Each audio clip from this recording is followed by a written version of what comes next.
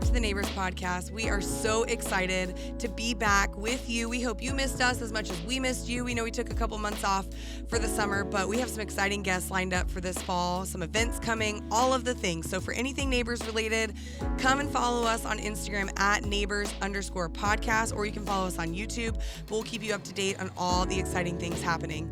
Today is special. We have Demi-Leigh Tebow on the podcast with us today. She actually resides here in Jacksonville, and so we got to hang out in person. Demi is a speaker and a philanthropist. She was crowned Miss Universe in 2017. She's married to Tim Tebow, and she's now officially an author. So she launched her first book yesterday, and so this conversation is so relevant. Her book is called A Crown That Lasts. You can get it. The link is in the show notes. Make sure you order it. It's all about how to have a secure identity in Jesus, and that the crowns of the world will never satisfy or never lead to everlasting life. And she has learned that through so many personal stories of her childhood growing up in South Africa, her attempted carjacking that she experienced, and then everything she learned through being Miss Universe. She is so fun to talk to. She has such a love of God's word and such a sure and confident identity in who God's created her to be. And she just wants to empower other women to come along on that journey and walk out what God's calling them to do, which is exactly what we try and do here on the Neighbors Podcast. So it was two things coming together in such a beautiful way. I know you're going to enjoy this conversation. So here it is with Demi. All right, Demi, welcome to the Neighbors Podcast. Thanks, neighbor. How are you? I'm so good, and I'm so glad that you're here. I have to say, you have pretty big shoes to fill because the other time I had someone from South Africa on my podcast, it ended up being one of my favorite episodes we've ever done. Yes. Who was it? Pastor One. Okay. Makgale, I think is his last name. On the episode, we talk about how terrible I am at pronouncing his last name, but it was the first interview. I think it was in season 1. So, I was still getting used to it. And it was one of the only interviews I never looked at my notes. Like, everything he said, I was like, I want you to tell me more about that. Challenge accepted. Yeah, there you go. Put away that podcast. So I have a really high bar for my South African friends on the podcast. Pressure, guys. Okay, so the first time we met, I feel like it's just such a classic story.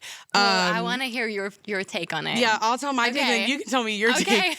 So one of our mutual friends, she was pregnant, and she was having a gender reveal that you were hosting at your house. Oh, and I had just had a baby. I was 4 days postpartum. You were a trooper. But I had been in the hospital for a full week without fresh air. And I was like, I'm 100% extroverted. So I was like, I have to go to this gender reveal because I have to see my people and be like in fresh air. And so I showed up at your house. I was still wearing baby. Yeah, it was first baby. It was a very traumatic birth experience. Also, oh man. I'm still wearing like an adult diaper. I'm still like full. No one could tell. Ellie. Full recent birth. I have no makeup on. I'm so busted probably, and came into your beautiful home with this beautiful gender reveal party with our 5-pound. 4-day-old. And I remember everyone just being like so shocked that we were there. I was shocked. And now looking back, I guess it is like a little bit shocking that we did that, but I was just having like an out-of-body experience. So. Well, I was like, who is this woman? She just had a baby 4 days ago. And like truly. You were just such a trooper. Okay, do you remember the part where I totally messed up? And no. Okay, so I've never told this story. It's my first ever gender reveal that I'm hosting for someone else. Okay. And like one of my first friends to like ever have a baby. And I saw this thing on Pinterest where everybody, like there's 2 like food coloring. Oh yeah. There's 2 bottles of food coloring, and then people like pick what gender they're thinking it's going to be, boy or girl, blue and pink, and they put a drop into their drink. While Allie, a drop of food coloring is like enough for like a whole cake. So we had people walking around with they were dyed. Blue teeth. Oh, that's right. Oh my gosh. And red teeth. Red teeth. I think people thought I'm trying to like dye their whole skin. Yes. Oh my gosh. I completely forgot about that. Now I never will forget. Like our friend, she also like picked, blue or pink. She had a blue mouth. She had a blue mouth. Yes, in all the pictures. Well, they ended up having a boy, so I guess it was It was appropriate. okay. Oh man, that's it's so funny. cracking me up. See, I was way too I'm distracted. Sorry, everyone that was there. I'm so sorry. They're still died. It was 2 years ago. Their mouths are still scarred from that moment. No, yeah, it was just a really interesting first meeting. You know, I'm meeting Miss Universe. And I dyed your teeth And blue. you dyed my teeth. I think I actually picked girl. But at that point, that was the thanks. least of my concerns. I'm still like bleeding out. Okay, anyway. When we air sorry. this episode, you have such an exciting thing coming. This episode's going to air the day after your first book launches, which congratulations. That's so exciting. Thank you. You wrote a book. That's a huge accomplishment. But what's even more impressive is you wrote a book not in your first language. Yeah, And you I did. actually wrote it, which I did. I feel like nowadays you have to kind of say that because you never know. I know. Yeah, that's true. So What was that like? If anything doesn't make sense, I'm sorry, guys. You can just say it's not your first Yeah, language. it's not my first language. It was, honestly, Ali, it was such a fun process, though. I thought I was going to use a ghostwriter. I thought I was going to, have to get a lot of help. And eventually I was just like, you know what? This is my story. This is my message. This is my roadmap to how I navigated all of these situations in my life. And like, nobody is going to be able to tell that story the way that I can. Right. And I was like, let me just take a stab at it. Let me just try. And I started writing the first chapter. I actually started with chapter 6, and then I went to chapter 2, and then I started in chronological orders. That would probably have made sense, right? But I actually wrote those 2 chapters specifically while I was in South Africa, and they were the 2 chapters that were most based on stories that had happened in South Africa. The one was about my sister, her life story, and the other one was about a really traumatic carjack that I experienced. And they all took place in South Africa, and it was honestly so therapeutic writing those chapters in my home country, with surrounded by my people that kind of lived and walked through those experiences with me. So that's a little bit of the backstory. I think I started July 17th, and I handed in my first manuscript October 15th. Oh, wow. That's super fast. I just It just put my came. head, and most of my best writing times were like from 6 at night to 3 in the morning. No way. Yes. You're one of those people. Are you a night person? I don't think so. I'm also not fully a morning person, Okay. but we just made it work. The dogs have been fed. They're not needy. Like, there's nothing to do in the house around that time. Everything's quiet. And it was just like my time. Right. I remember sitting when I was done with like the first chapter I'd written, and I was about to send it to my editor. She told me to turn on track changes. I've never written a book, obviously, and I didn't know what track changes were. Okay. I was sitting on the bathroom floor, 2 a.m. in our home in South Africa, because I was too scared to wake Tim. I don't want to wake him. It's like 2 a.m, right? And we're also jet lagged as well. Sure. And I'm trying to like figure out how to turn on You're track Googling change. what is track changes. Yes. So meanwhile, I've like already edited the whole thing. I don't know what track changes is. So it was just a very real experience, but I figured it out. Now I love track changes. Yeah, I mean, track changes, it's a They're game great. changer for sure. Yeah. Okay, and then you just told me before we hit record that the book's not only going to be in English, but also in Afrikaans, Yep. which is your first language, Yes. and British English. Yep. So in exciting. South Africa, we actually go on the British English system. So colors with an extra U and not a Z, not an S, and a couple different things. So it's been, but to have it I wrote the book in English, but to have it translated in my first language It's really special. It's really special. When I met him, I realized that I was going to have to learn how to love someone in a second language. And that was interesting. never really something that I thought of before, until you try to express yourself and it's just not coming out right. There were so many moments where he looked at me, he's like, I just have no idea what you mean. Like, I'm really trying to be poetic here. After we met the first time, we say something in South Africa. We say, keep well. And I told him, like, after the first time we met and our first date went really well, we kind of knew we were going to get married before we actually met in person. That's a whole nother story. Wow. But very bold statement. But and then I tell him, okay, keep well. He's like, what am I, like, never seeing you again? You're like, no, it's it's just what we say. So. He's like, I really thought this went well, but I guess I'm going to go on my way. Yeah. Wait, I have to know before we move on. You knew that you guys were going to, did you both know you were going to get married before you actually met in person? Yeah, I mean, we've spoken about this enough times where I could probably say yes, I think so.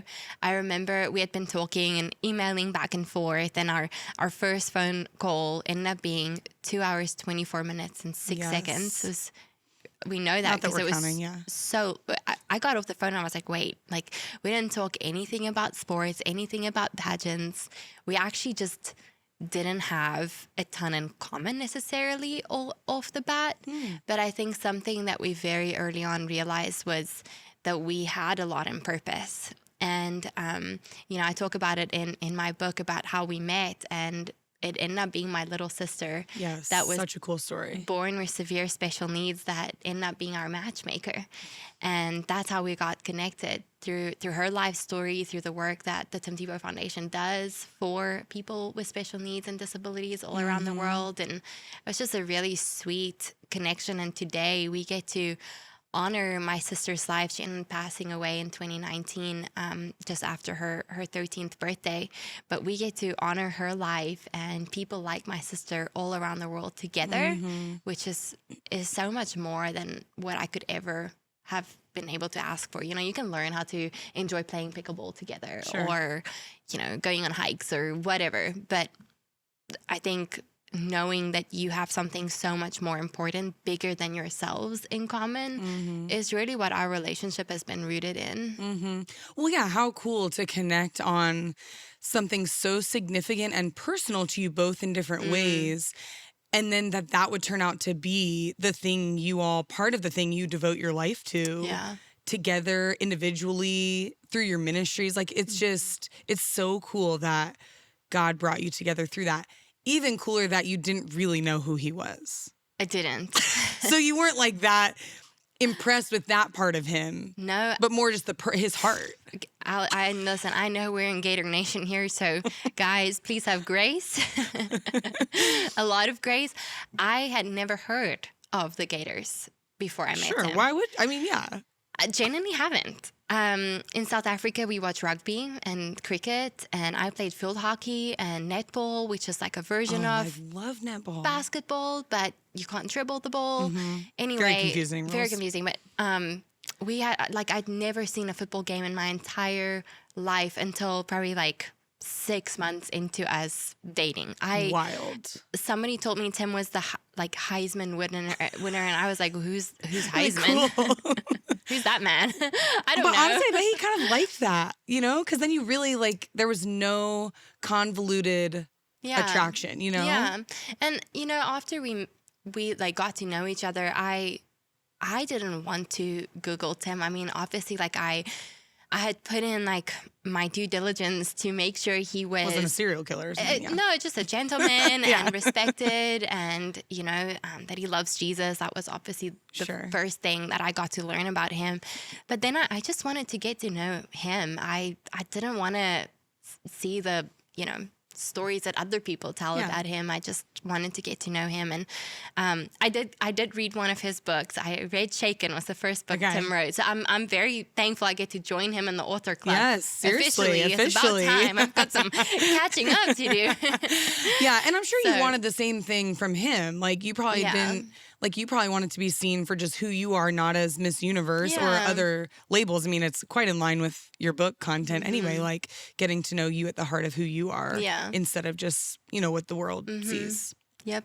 I love it. Okay, so let's talk about your book. Speaking of that, first of all, you talk about when you were watching pageants at a young age and that in the States we cross our fingers and you guys hold your thumbs. I need to see what that looks like. That's it? That's it. Just hold your so thumbs. You just basically make a fist with your thumbs tucked in. Okay. I was like, oh, that's such an interesting difference and I've never heard of that. Okay, before we get into the book content, I feel like it's important for people to understand context of what pageants are like in South Africa and what it means to be Miss South Africa, let alone Miss Universe in your country. South Africa, we don't have a Beverly Hills. We have our sports teams, and our rugby team's awesome. We just won the back-to-back World Cup. So shout out Springbokke, go Springbokke. Can you say Springbokke? No. Okay. I don't want to try. I feel like it'll be offensive. No way. Springbokke. Oh, there we go. It's good enough. I speak Afrikaans. Yes, you do.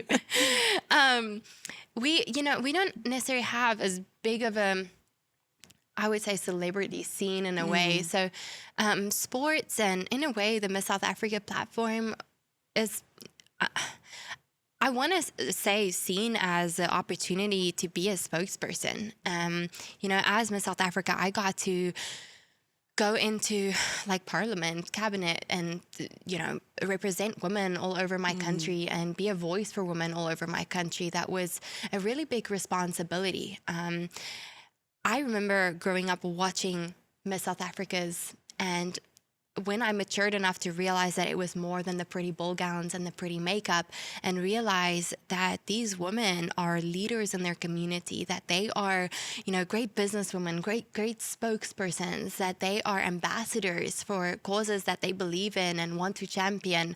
That's really when they truly started to inspire me. That's when it became more than just a little girly dream, of having pretty dresses and pretty ball gowns, but really seeing the purpose that can be in that platform. And I remember growing up, not necessarily ever thinking that I wanted to be Miss South Africa, but I think in my heart, I always knew that I wanted to be that type of woman, that I wanted to be a Miss South Africa type of woman. And that's something that I worked towards pretty much my whole life. I set myself up in ways where I got to be a part of leadership positions and serve people, as part of just about every committee that I could be a part of in high school and in college and in boarding school even. And it wasn't until after I graduated college where, I realized that I was able to graduate college. I'm so thankful for that, and I want to give this a shot. I want to go for this. When I actually then entered Miss South Africa. So had you never done a pageant until you entered? No, I wouldn't say that's fully true. I grew up in a very small town, one traffic light, one traffic circle, tiny town. Tiny.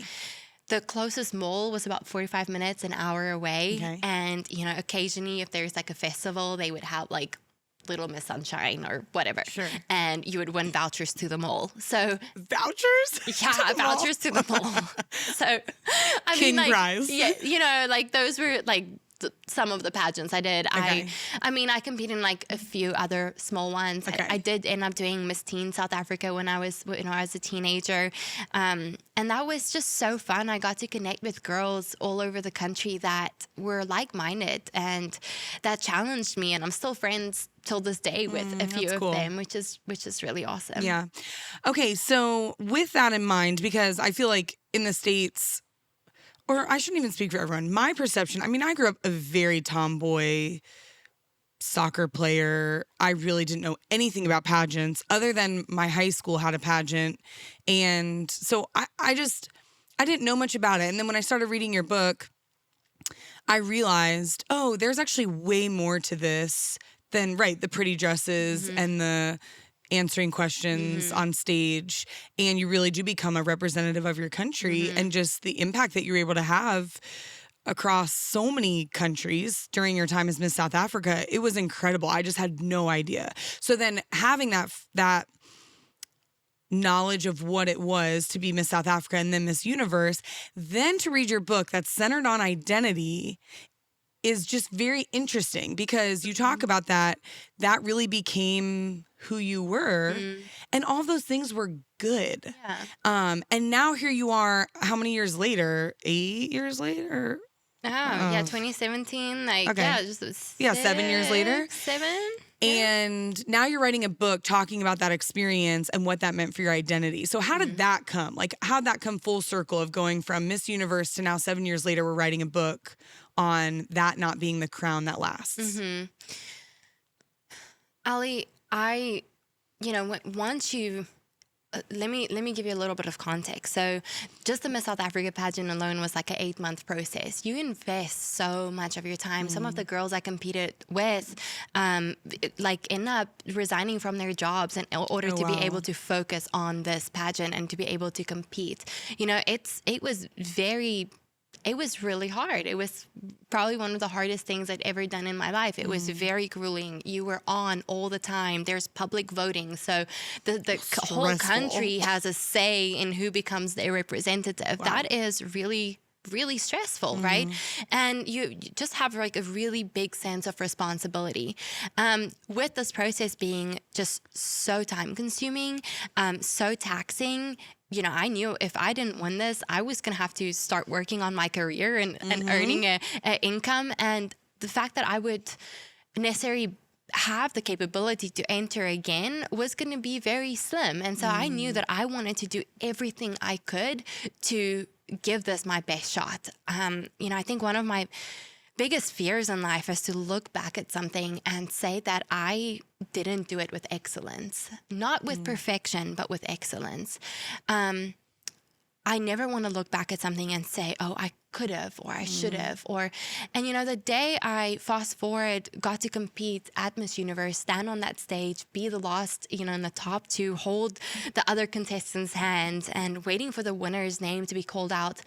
I stood there holding her hands with, if you look back at the tapes, you'll see me just smiling. My cheeks hurt so much from just smiling. I couldn't stop because I was just so content. I felt like there was nothing that I could have done differently to bring my side of things, and that the rest was truly going to be up to God and his plan for my life. And if this was his plan for my life, then it wouldn't miss me. And if he had a different plan for my life, then that was going to suck for a little bit because I worked really hard to be here, and nobody wakes up saying, "Oh, I'm excited to lose today," right? Sure. Like, but I was ultimately going to be okay with not earning that title if that wasn't up to his plan.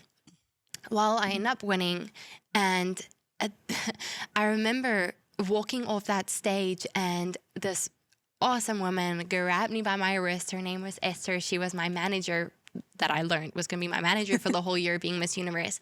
She grabbed me by my wrist and she said, "Hey, who are you?" And I mean, I was like wearing this big tiara of Miss Universe and this sash that said Miss Universe. And well, the whole pageant, we wouldn't like introduce ourselves by our names, but by our countries, because that way was easier to remember for everyone. And I was like, well, the less obvious is like, I'm Miss South Africa. I said, Miss South Africa. And she said, "No, who are you?" And I thought, I like paused and I was like, I'm Demi-Leigh Peters at that point. And she said, "No. Who are you? Who are you?" And it clicked. I am Miss Universe. And I said, "Oh, I'm Miss Universe." She said, "Yes, who are you?" And I said, "I'm Miss Universe." She said, "Say it again, I'm Miss Universe." And Ali, from that moment onwards, I was Miss Universe. I was no longer Demi. And my bags got tagged as Miss Universe. The doorman greeted me as Miss Universe. I was introduced as Miss Universe. And you know, without me realizing it, I became the title. And, you know, it's like, I think of like in COVID when planes weren't flying and they were all stranded, you know, Boeing 747s are worth like hundreds of millions of dollars. But when they're stranded and they're useless, well, they're not worth much, right? And the moment I handed over that title, the thing that people booked me for, the thing that people invited me for, the thing that people wanted to interview me for, I gave it back.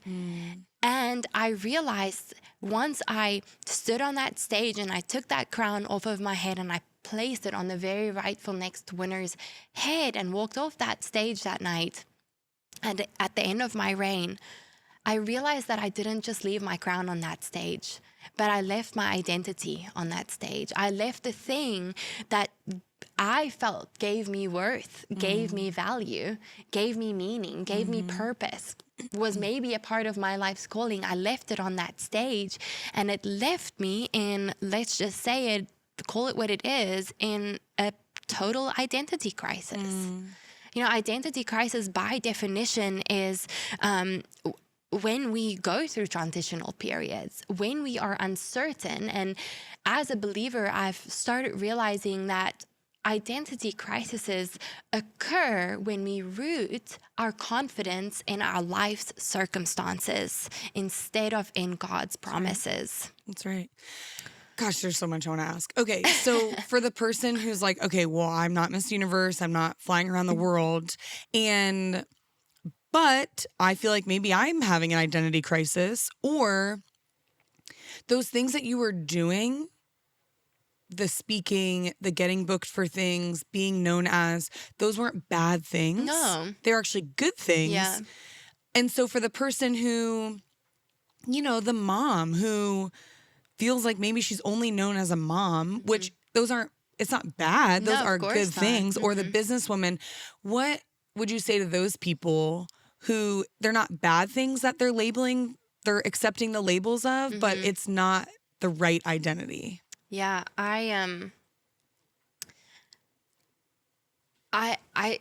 think that's so great. Of course, you might think, well, I've never been a pageant queen, so how do I even relate to this? But, Ali, like you said, like maybe you've rooted your identity in your children for 18 years, and now your biggest purpose of the last 18 years is packing their own lunch boxes and driving themselves to school, or that corner office is now traded in for maybe a retirement package, or maybe no office at all.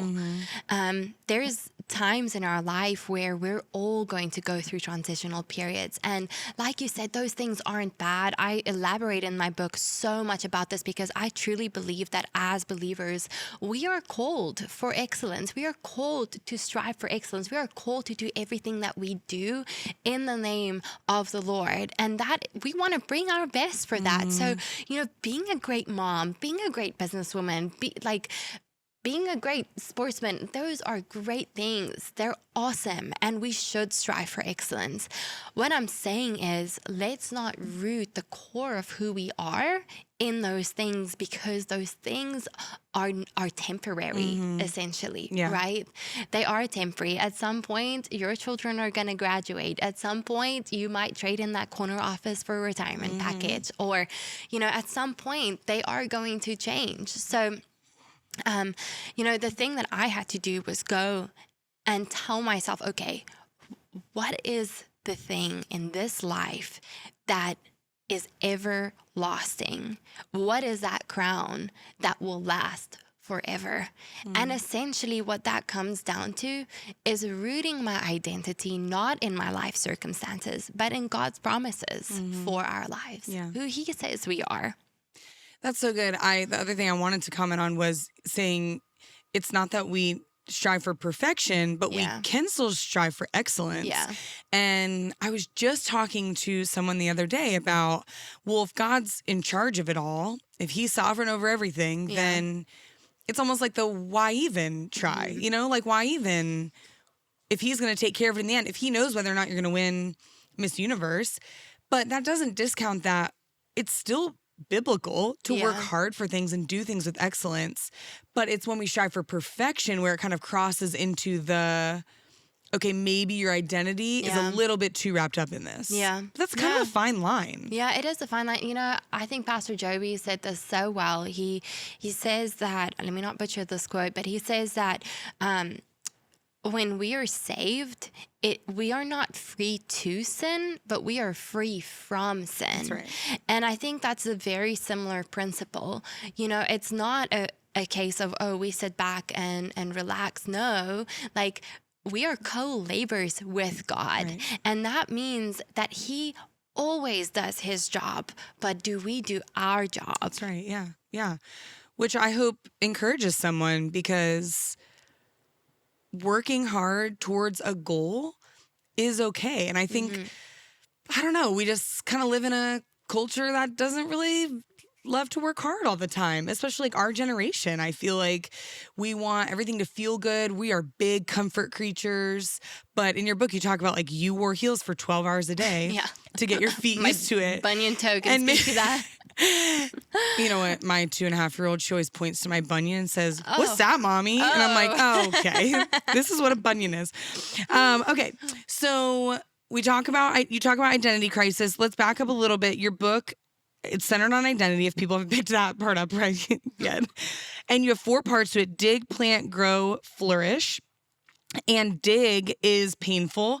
You came out with a video series kind of highlighting those areas, which I just thought was so cute. And Thank the you. first one, I loved it because you're telling this story and Tim is in the background and he's like hacking the ground with, I don't even know what the tool's called, where you like like an axe? stick the thing in the ground and then you squeeze it and then it pulls up a bunch of dirt. You're like digging the holes for plants and you're like having this conversation. I mean, he's like going for it. And he's a strong athlete.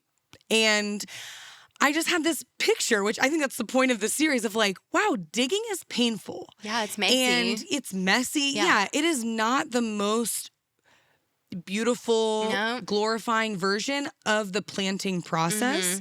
And that's really what your whole part 1 is about. When we dig, like digging is painful. So it's like, what do we need to deal with if you do recognize you're in an identity crisis? So my first thought was, why is it so often when you have an identity crisis, why is loneliness a part of that? I think a part of that can totally stem in pridefulness. Because I think we want to feel like, I can speak from my own experience, we want to feel like we want to fix it ourselves, like we should fix it ourselves.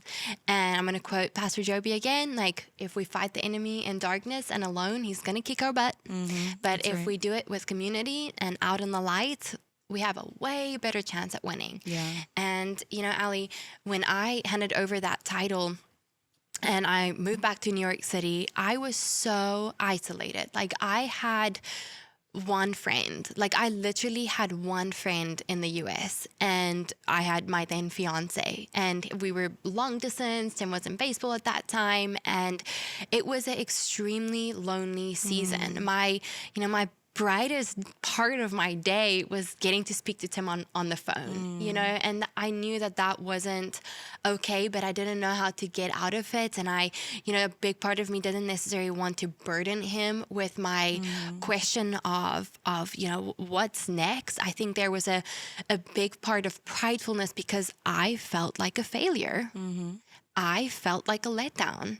I felt like I was supposed to have it all figured out, and I didn't. I just won and reached this big, thing that I'd worked so hard for multiple years in my life. And people were, a couple years ago, after I handed over my title as Miss Universe, people would invite me to come on their podcast, like neighbors.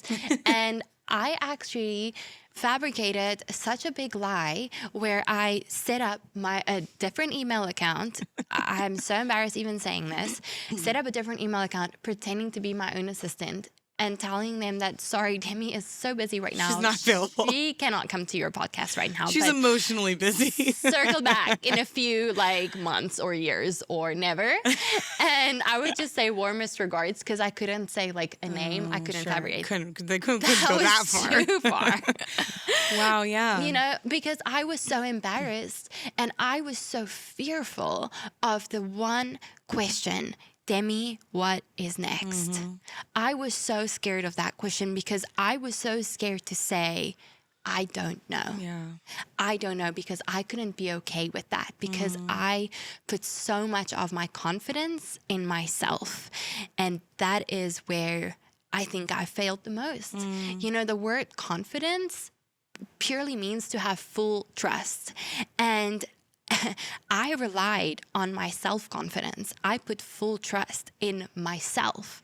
And Allie, in my personal experience, at some point or another, I'm going to fail myself. I'm going to fail you. I'm going to fail everyone around me. I'm not going to be able to live up to that standard all of the time. And that's, I was shortly after Tim and I got married, we sat at an interview. And this was really just such a big part of me realizing where true confidence stems from. I remember us sitting on this stage. It was at a church, and a pastor interviewed us, and he was so sweet and so kind to us. And my plan going into that interview was just to have Tim answer all of the questions because I didn't know what I needed to say. You know, I memorized some of the answers. Sure. I tried to just write them out and memorize them. And the moment he asked me a question, it was like that moment where you just blank. Like, you know, you studied this, but you just, it's just gone. And it's because I didn't believe it. I didn't believe my answers because I couldn't see them applied in my own life. And I remember him asking me this one specific question, something to the extent of like, Demi, where does like real confidence come from? And I sat there, and Ali, it wasn't me that answered that question. It was totally the Lord that showed up and I think really revealed to me where true confidence comes from. And I got to answer not just that pastor's question to me, but I got to answer that question for myself. So good. And that question was, it's not based on self-confidence. Like, no, I cannot rely. I can't just have confidence in yourself. No, I can't have full trust in myself because I am going to fail at some point or another. I guarantee you that. But when I get to replace that word self for God confidence and have full trust in who the creator of this universe is, who my maker is, that is where I get to have ultimate confidence. Because why? His character is trustworthy because his track record is trustworthy. That's right. Do you ever slide back into self-confidence? Like, yeah, I think about, I mean, this is very similar to my journey. I hit a massive identity crisis out of college, moved to New York. New York's got something with the identity crisis. There's got to be some sort of pattern there. It's a fun city, though. And it was the loneliest season of my life. I tell people it was the only time I ever experienced depression in my life. And I realized, like, I have been white knuckling because you can do it for a minute. You can have self-confidence and feel like you're okay. I mean, we're talking for years. You can operate in that place. But like you said, it is not sustainable. Eventually, you will fall on your face when you realize, like, this is all a house of cards. And I remember, like, I feel like that was the true moment I surrendered my life to the Lord and put then my confidence off of myself into the Lord. But the way I'm wired as a doer, as an achiever, it is so easy for me to pick back up that self-confidence and go a couple weeks and be like, why do things feel a little bit off? And I will realize I have not been relying on the Lord to guide my steps. I have slid back into me guiding my steps. All the time, Ali. I mean, I so relate to that. And it just goes back to, you know, I always say, like, memorizing scripture is kind of like that Tide pen that's always in your purse. And the moment you need it, you've left it at home. 100%. And it's kind of like annoying that it is in your purse. Yes. You know, you're like I haven't needed this in weeks. In weeks, you know. But memorizing scripture to me is like that Tide pen when you need it the most, making sure that it is in your purse, That's you know, great. because it's just that one verse that pops into your mind that, you know, just reminds you of truth. You know, I have it hasn't been like my New York season, my lonely season, that waiting season that I went into that felt like a complete wasted season. Ended up preparing me for my winning season, I call it. And it's always like in hindsight that we notice it. You know, it wasn't until I really got to surround myself with a church community, with friends that don't just love me, but that point me back to the one and only truth every single time. And, you know, I think Tim always says this so well. He says, no, we shouldn't have accountability partners. We should have transparency partners because we still get to lie to accountability partners. Facts. Right? But we don't get to lie to transparency partners. And it doesn't mean that you have to go and proclaim that to the whole world, but to your core group of people. I also call them my pit crew. I literally have a group called my pit crew. Yes. Like a chat group. And it's those people that I go and like seek wisdom from, that they're my sounding boards. And like Joby says, like, like if we isolate ourselves, if we try to fight the enemy in the dark and alone, he's going to kick our butt. Yeah. And gross things grow in the dark. Yeah. And if you cannot be 100% honest with a small group of people, it could be 1 or 2 people. Yeah. And it probably shouldn't be your spouse either. I mean, you need to be honest with them, but you need some people of the same gender who maybe have experienced similar life experiences. You just have to have people that you can be 100% vulnerable and honest with. Or else, gross things grow in the dark. And your identity will never be able to shift into that place of total freedom, which actually ends up being even a higher gear of productivity, achieve, like all the things that you want to go for. Actually walking in freedom and secure identity, I feel like fuels all of those goals and dreams. But I feel like you can't get there unless you have those real relationships who see all of the gross parts of you too, and who aren't just like overly impressed by you, like who like they just see you for who you are. And like you said, can then take your gross stuff and then say, okay, yeah, like I see you, you're not crazy. And also like, let's look at the Lord and what his word says and what the truth says, you know? I think it's so important. One thing that, after Tim and I got married, we realized we had to work on was, okay, one, I had to work on getting my own friends. Yeah. Like that was important. Like I obviously had my community of friends in South Africa, but moving continents, I had to regrow those core group of people. And that obviously takes time, you know. Trust is not just built over time, but it's also built with believable behavior. And it takes both of those things to build trust. And one, make my own friends. Because at first I had friends, but they were also only Tim's friends, or, you know. And Tim had his friends, but then we also had to create our friends together. That was important to us to do, to have those friends that we both have. And I think there's, you know, maybe some wisdom in that. But man, Ali, I don't know.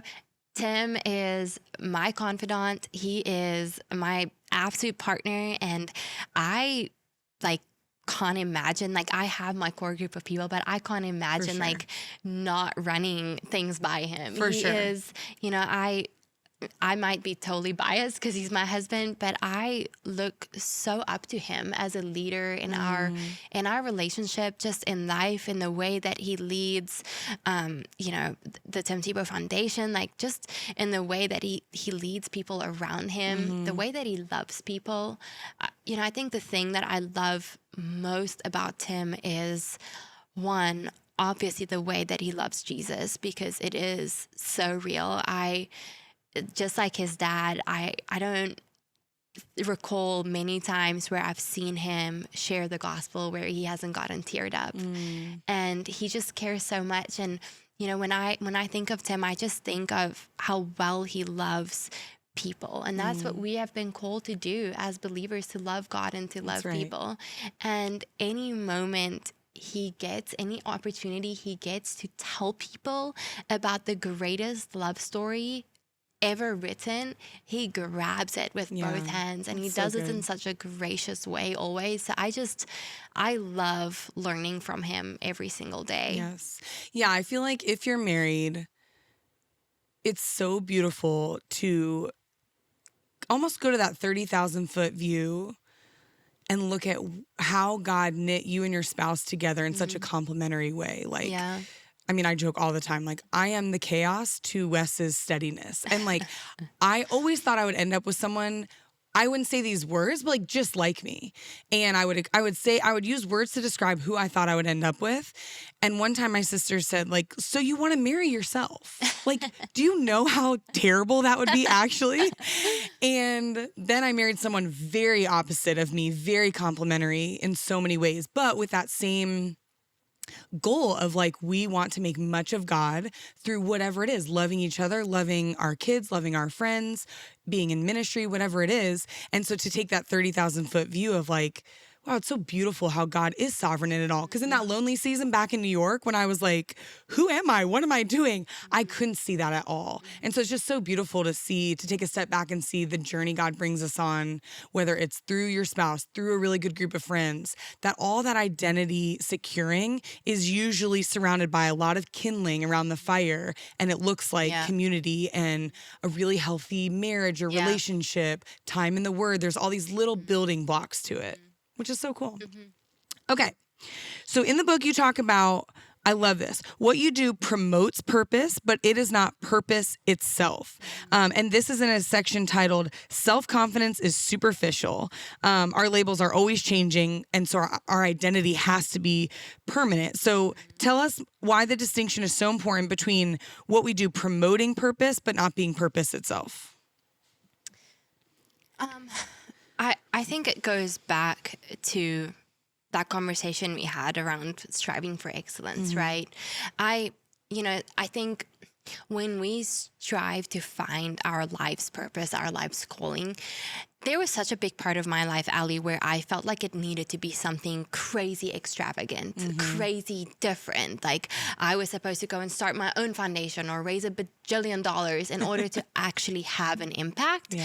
And as I got older and as I've matured and as I've grown closer, just learning the Word and growing closer to the Lord, I've learned that it's really not that far-fetched. Like our life's purpose, I think, can be very directly correlated with the gifts that we have been given, with the skills that we have been given. You know, I'm reminded of the story in college, in university. I joined the debating team. And we actually end up winning our, sorry, Tim. We actually end up winning the championship that year. Yeah, it was like my first year. I was a total rookie, but it was so fun. I give credit to all the other girls. But, I joined the debating team. I've been in leadership roles and positions all throughout high school and really middle school and high school and college. I just kind of focused on my studies. Because I think I kind of overdid it in high school a little bit. But I did join the debating team. And it's so cool to see back then, I won a trophy and I got a medal and it was fun. But that was a skill that I've been given. Public speaking has been, something that I've definitely had to work on, especially in English. Was never necessarily. Did you debate in English or Afrikaans? Afrikaans, yeah, Afrikaans. So I was at high school, college was all Afrikaans. Okay. So, but I went and translated my books into English at my notes, and then I got permission to write my exams in English because I wanted to learn, and I knew, I studied business management and entrepreneurship, and I knew that Afrikaans was such a regionally spoken language. If I were ever to go and travel abroad, English might be a little bit more helpful, right? I do get it relatively well in the Netherlands, so because Afrikaans is somewhat Dutch. So anyway, those skills that I learned, they weren't just for a medal, but now fast forward, many 10, 11 years, I get to use those skills, those gifts that I've been gifted for a much bigger purpose than just myself. Yeah, and I get to use that to be a voice for people that don't necessarily have the opportunity to use their voices. And, now fast forward a couple of years, I get to be a spokesperson for women around the world that are trapped in the evils of human trafficking. Tim and I get to love people just like my sister and speak up for them all around the world. And yeah, I just think sometimes we truly want to make things more complicated than it is. And I think our purpose can be directly correlated to the things that we are naturally gifted and good at. Yeah, that's so good. I read a book recently. I think it's called Living Fearless by Jamie Winship. He has an incredible story, but he talks about how you can operate outside of your giftings for a while. But that basically, ultimately your giftings and calling should end up aligning. And that's your real sweet spot in kingdom work is when those things align. And he has this exercise where you close your eyes and you think about your childhood and you ask the Holy Spirit to bring up, like, what is something from my childhood that was developing a skill or an experience that I'm now using in my calling? And so like the debate team, I mean, that's such a great example of realizing that God was building the pieces, building the puzzle the whole time, even when we can't see it, even when we feel like we're banging our head against the wall in a job that maybe we don't feel fully fulfilled in. There probably is something in that is a building block to what God ultimately has for you in your calling. Right. Yeah. And to be able to look back on, or like you have the toilet paper cupcake, which is that in the book? Yeah. Okay. Oh, yeah. I couldn't remember if I heard that because you told that story last time I heard you speak at a retreat, and then I couldn't remember where I had heard it, but we'll leave that as people need to get the book to read the significance of toilet paper and cupcakes in your life together. But you just think about those experiences that God's brought you through and how those are all building blocks to ultimately now, like the global influence you get to have. And who knew you could go back to when you would have never known when you were joining the debate team that those skills would be used to, speak in front of parliaments or cabinets or whatever it is. Yeah. Which is so cool. 1 Corinthians 13:12 says, for now I see in a mirror dimly, but then face to face. Now I know in part, but then I will know fully, just as I also have been fully known. And, what Paul is referring to in that verse is he's referring to these like poorly made brass mirrors that are found like in the region of Corinth, just outside of Athens in Greece. And a lot of Christians back then, scholars believe, weren't able to afford the well-made mirrors. And what Paul is writing about this mirror dimly is like, imagine like looking into a mirror that's all like fogged up from the steam in the shower. You can see a reflection, but you can't fully see it. Or there's like pretty anthropology mirrors that are all, that you actually can't see anything. They're useless, but they're pretty, right? Like you can't see the full picture, and it's always in hindsight. And he says, now we see in a mirror dimly, but then face to face, when we get to meet our Maker, then we'll know the full picture. And it's so true. I look at my sister's story. She was born with severe special needs and left her disabled her whole life, Ali. And she was completely dependent on our family for survival.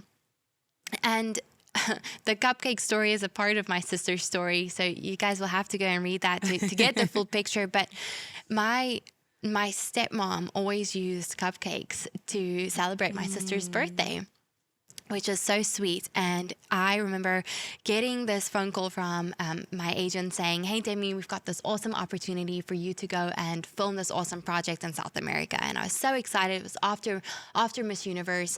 I thought, oh, good. This is like my next big thing. This is, people ask me on that podcast, what's next for Demi? I can tell them. Yeah. And a week before I got on the plane to go and film this project, I got the call that the plans were canceled.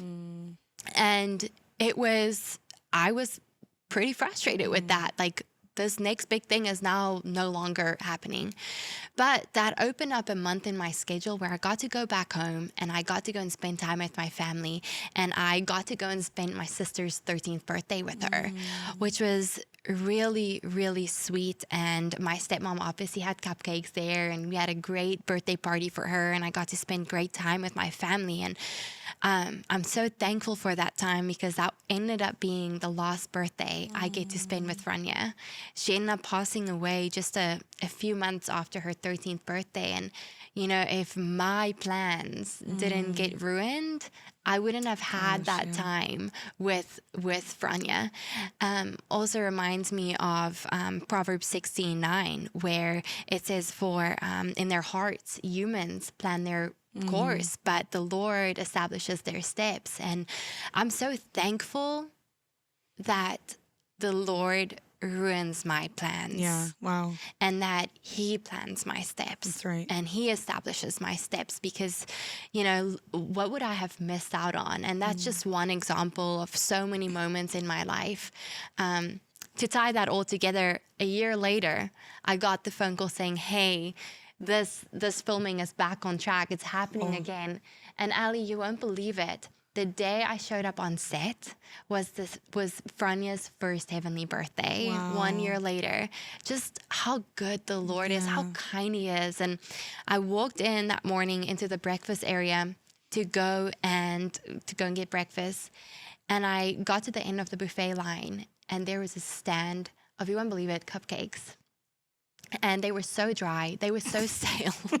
They've been out for like 12 hours. Maybe 12 days. Like, they were awful, but I ate 2. It's still like, good. Beautiful picture. Yes, I ate 2 of. I had to dunk them in my coffee. They were that gosh. But I got to celebrate Franya's first heavenly birthday. And just, the Lord just didn't just give me what I wanted, but what I didn't know I needed. Yes. And even though, if your plans get messed up today, just remember, like, his plans are better. Gosh, it's so And true. just trust in that.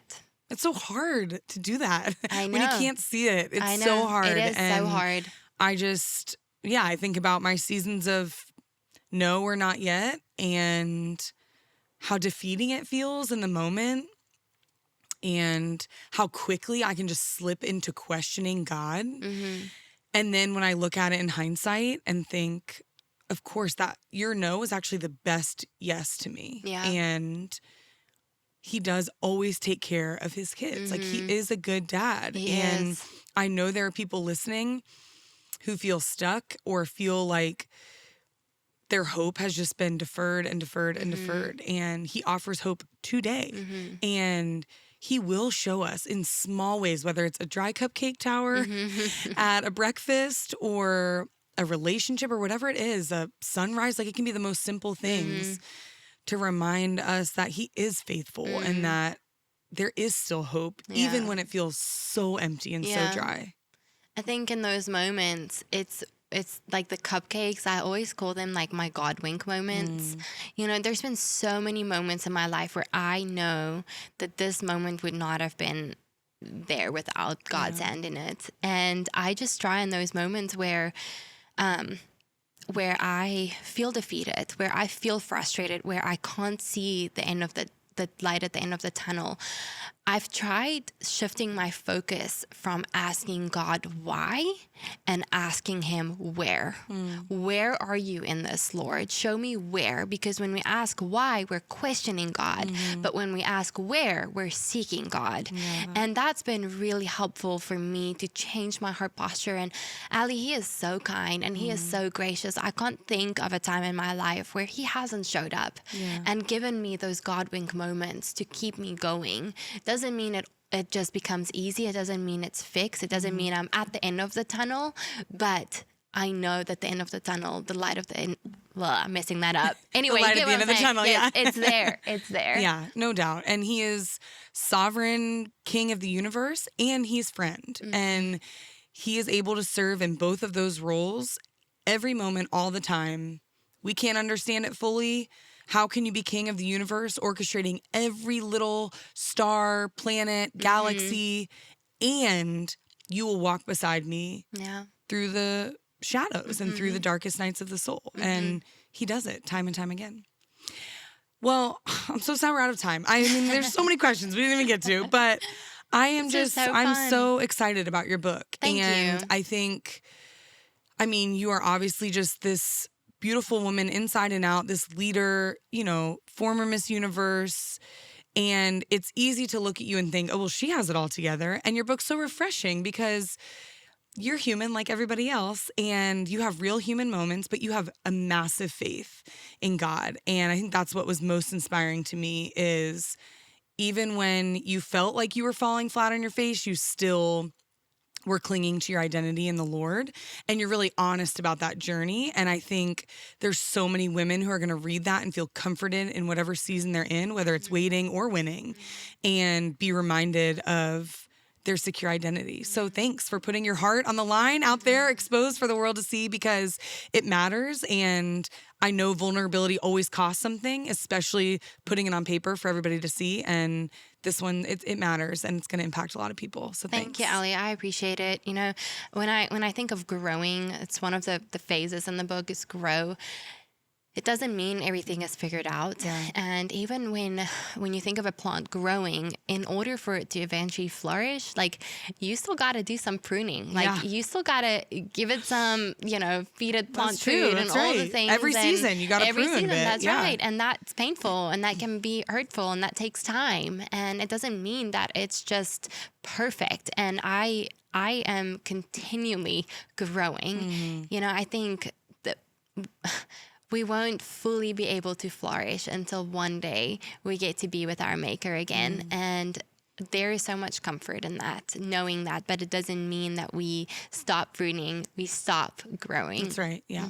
Okay, last question, because I just have to know, with all of these gardening metaphors, are you a big gardener? No, I have no green thumb. Stop. I know, no, but I'm You're such getting a... one. Through all these videos of planting. Maybe. Well, you know what? I'm not a, unfortunately, I have like self-watering planters in my house. Okay. So that's how little of a green thumb I have. But I am such a visual person. Yes. And I just love the visual aspect that, like, when you think of digging, like, it's messy, it's dirty, it's like the brown gets like under your nails, it's yucky, it's not fun necessarily, but it's necessary. Like untangling those roots, getting all the deep, like, tangled roots of your identity out, it's messy. And so that's why I wanted to use like that metaphor, because it's so visual. It is. I have always wanted to be a gardener because I feel like gardening is one of the most biblical hobbies, because I just feel like there's just so many biblical parallels, and I kill literally every garden I have ever tried. Well, I've given up now, but I do have a confession though. I actually love picking weeds or pulling weeds. Picking weeds? Pulling weeds, sorry. English is my second language, guys. Let's remember that. No, that's definitely satifying. Oh, there's a lot of biblical parallels I'll get there. on the phone. Yeah, anyway, so little so bit maybe of not the useless planting, information. Maybe not the planting and growing, but weed picking, really and you're the girl. Good at getting rid of the bad stuff. Well, thank you so much for coming on the Neighbors Podcast. You did not need to do this. And I just want to say, while we're still recording, I'm so honored that you came. And I think you're one of the most, you're incredible. And you see everybody. And you just, the way that you carry yourself and making everybody feel important. And you have lots of ways to use your time, and you use it really intentionally for the kingdom.